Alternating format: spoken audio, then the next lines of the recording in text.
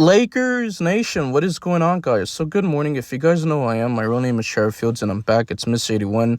And specifically in today's video, I do want to talk about the Lakers' potential trading for center and how it really opens up the door, because you got to see who got drafted in the first round yesterday. There's some centers that got shipped off, guards and some wings, right? But also, I do want to talk about a center, prospect that the Lakers should maybe potentially move up in the second round to go get, because we don't have an early second round pick. We have a late one at 55, so it's more likely that the Lakers are going to have to move up. I was hoping that would move up in the first round, but first round picks are just not cheap. There's going to be restrictions because of, the aprons and stuff like that. Unless you're trading like an Austin Reeves, which is just not happening, or Dalton Connect. Like, what do teams really value more? Dalton Connect or that 2031 first round pick, which is in like 5 or 6 years, guys, 2025. So wasn't really a realistic option. Like, how many teams are just going to, trade the lottery pick unless it's like, I got a, offer? You get what I'm trying to say, right? Now, I do believe Nick Claxton opens up the door a lot more than ever, for the Los Angeles Lakers, because he fits his team. Like, he's realistic, especially what JJ Redick really wants to run, the schemes, a lot of switching, and he could defend in space. Nick Claxton, he's a lob threat. He could switch multiple positions. He's mobile. He's athletic. And that's like one of the advantages of him being very thin, only weighing about 215 pounds. So he's lighter on his feet. You got the Brooklyn Nets. They had like 4 first-round picks, but in total they had 5 because they just acquired the 22nd overall pick. I think it was like a 3-team trade involving Porzingis, Kristaps, getting traded to Atlanta Hawks. So that's one of the, bright side of things, right? You look at the Brooklyn Nets, they drafted like 3 guards, 2 wings, and he just drafted a center by the name of Danny Wolf, which I was hoping the Lakers would just move up in the first round for him, but just didn't see it happening. He was like projected at least mid first round or early first round, but they selected him with 27, so they're going to have to cut some guys, waste some guys. You already got a logjam of forwards and centers. Are they going to extend their backup, center in Day'Ron Sharpe? He's a restricted free agent. He's young. Are they going to do a sign and trade? So they have some major, decisions. Like, are they really going to keep 4 or 5 guys? That's like half of your roster, right? And you got, Cam Johnson. You got Trent Walford. He's a power forward. They do play Noah Clowney at the center, but he's more of a power forward. So I think this was like a team that just made perfect sense for the Los Angeles Lakers to maybe trade one of their, first-round picks and move up. But it is what it is. We didn't get them. Now, you got Sean Marks, the great relationship with, our GM Rob Pelinka. So that was something I was looking at. You got another team like the Phoenix Suns. They got Logjam. You got Bull. You got Iguodala. He drafted last year. I believe it was like late first round. Might have been second round. Correct me if I'm wrong. You got Mason Plumlee, which he sucks. He just isn't good. They just traded for Mark Williams yesterday, like matter of seconds. Like the same time, they just drafted Kimon Malach, the 7'2" South Sudan from Duke. He was supposed to be a Houston Rocket, but, Kevin Durant was traded from the Phoenix Suns to Houston, like 10 a.m., the same day of, the NBA Finals and stuff like that. So they got him. They already got a logjam of centers, so maybe they do trade a player like Nick Richards. He was a player that has been linked to the Los Angeles Lakers around the trade deadline. So are they going to move him? Are they going to ship him? You look at a team like the Portland Trailblazers. They have abundance of bigs and forwards. You got Jeremy Grant. You got, your power forward / center, Dillon Brief. You got Robert Williams, Time Lord. You also got, players like Donovan Clegan, who I can't even forget to, mention because he was like a lottery pick. And they're going to have to make some, major decisions. Like, are they going to, keep 4 or 5 of their bigs now that they got Hanson Young? I believe it was a 16th overall pick that Memphis had, but they wound up trading it. I was really keeping an eye on, the Utah Jazz, hoping that they would draft the 7'2" center from South Sudan, Kalmal Malach. I always pronounce his name wrong, but you guys know who I'm talking about. He was a Duke center, and he was teammates with, Cooper Flag. By the way, he went number 1 with, the Dallas Mavericks, right? So the Utah Jazz wound up, trading for Walter Clayton Jr. from Florida. Obviously, he was drafted, by the Washington Wizards, but he was traded to them. They got a steal Also, you got Ace Bailey. He should have been a top 3 pick, but he didn't want to work out with, the Sixers. He skipped some workouts and, canceled. He didn't even want to go to Utah, but I guess they just, drafted him. So they fell in his lap. So we're wondering if they drafted the 7'2" center from Duke, that maybe there's a potential trade for Walker Kessler in the works. And I was praying in the universe. But today I do want to talk about, the Lakers maybe getting a center like Johni Broome from, Auburn. He's a center, and he's projected at least be somewhere mid, late first round, if not, second round. So I'm surprised he didn't, fall in the first round, but he did fall in the second round. So that's why I wanted to make this video and record it, because there's a lot of players that should have fell in the first round, but they just didn't because of their age, or depends on what teams are looking for, positions, stuff like that. So you have to put it into context. Obviously, there's basketball, implications. But before I get into the video, guys, and dive into, I really appreciate it if you could do me a favor. Make sure you guys keep liking so my channel can grow. Really helps out a lot. Make sure you guys subscribe. We're on the road to 4K subs. And yeah, man, follow my socials. The links will be down in the description. And turn on the notification bell so you guys stay updated for more Lakers content. Now, Johni Broome, I'm going to break down his game. So his position, he does play as center and forward. He's 6'10". That's what he's listed. His height, weighs about 240 pounds. He has a 7-foot, wingspan, which is really ridiculous. He's 22 years of age, so he's more of an older, prospect season, which the Lakers do like. And we've done a very good job of drafting players in the second round. So he's a fifth-year senior. His birthplace is Plan City, Florida. That's where he's from.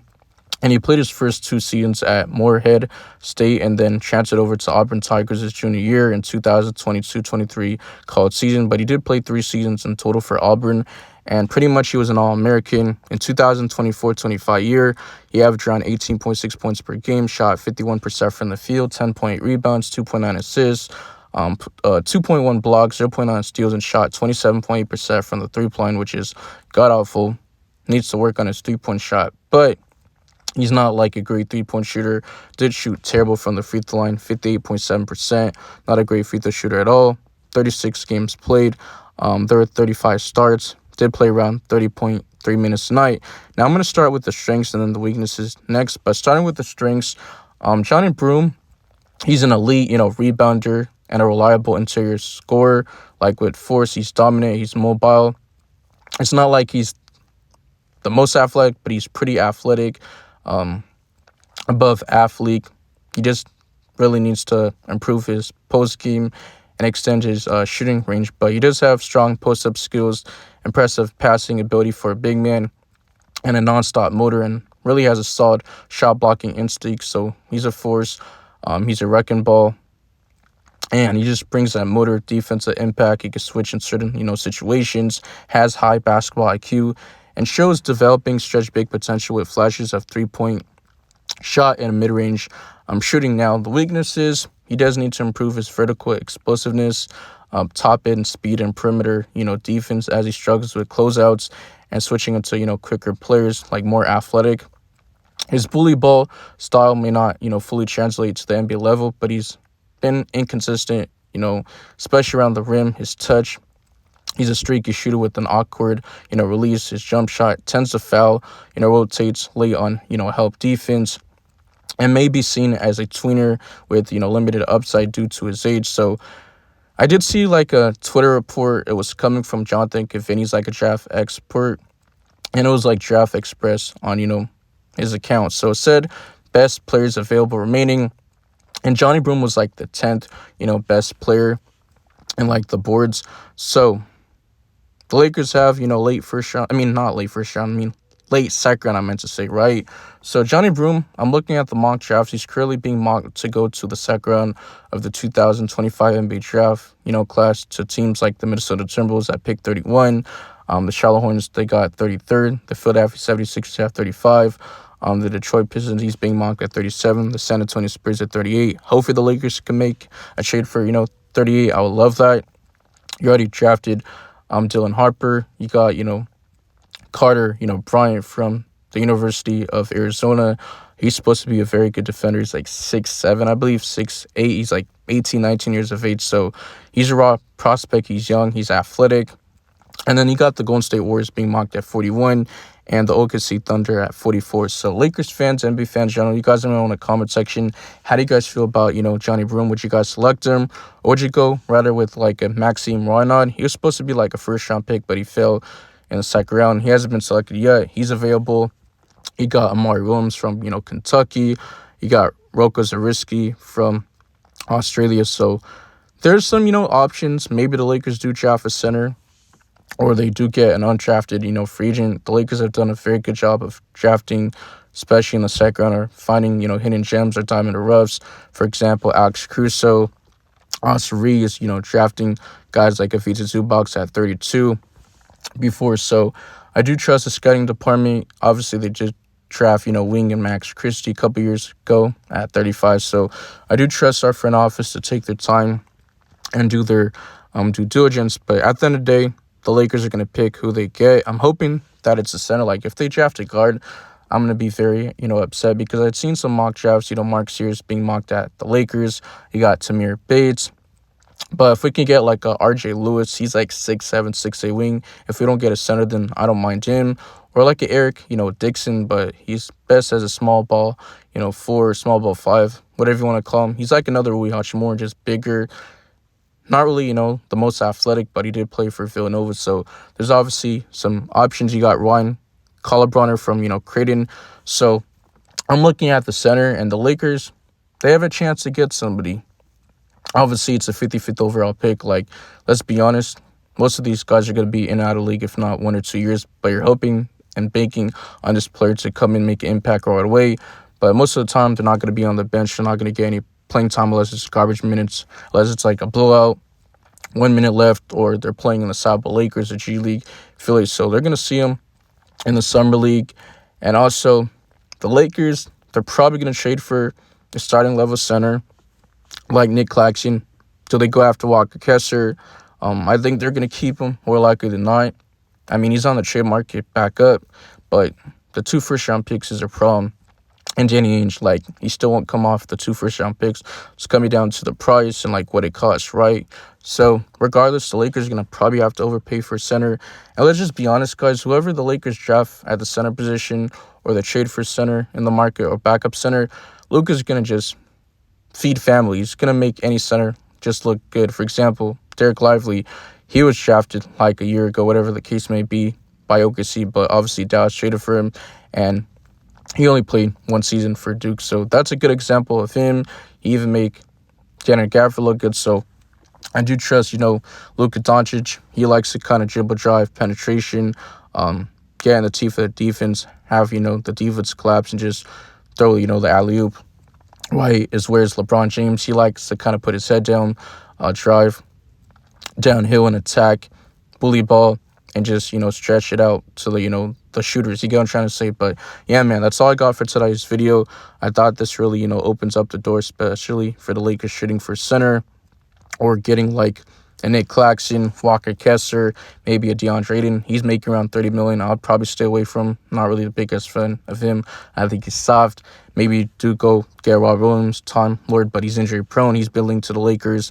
Maybe do go get a do-up Reeve, which I think is very interesting. But man, I was really hoping that the Lakers maybe, re-engage in trade talks with the Charlotte Hornets to get Mark Williams, but I just didn't see it happening. Again, like, there's just going to be a lot of mess, and do they want to deal with that again? So the Phoenix Suns, they got 2 elite, centers. You got the 7'2" center from South Sudan, and now you get Mark Williams. Like, the defense is going to be elite inside the paint. You already got Jalen Green. You got Dylan Brooks. So they could potentially have a star lineup of Devin Booker at the 1, Jalen Green at the 2, Dylan Brooks at the 3. Obviously, you're going to have Mark Williams, and then who else? Come on, Malach. So some of these teams are going to have to make some moves. They might have to waste some guys, cut some guys, because there's going to be open roster spots. Like, you have to have 15 players in total on your roster, and then there's going to be some teams signing players undrafted free agents, like on Exhibit 10. So I'm definitely waiting to see who the Lakers, call up and their name. But like I said, if it's a guard, I'm probably going to crash out. But that's all I got for today's video. Let me know in the comment section if you guys agree with my take. Do you guys disagree, or do you guys agree? Just keep respectful in the comment section, and let me know if there's any other, prospects of mine you guys want to see me definitely talk about a little bit later in today's video, because it's like 6:44 a.m. as I'm recording the video. I'm in California, so it's almost 7 a.m. But I'm out of here. Peace. Cheers.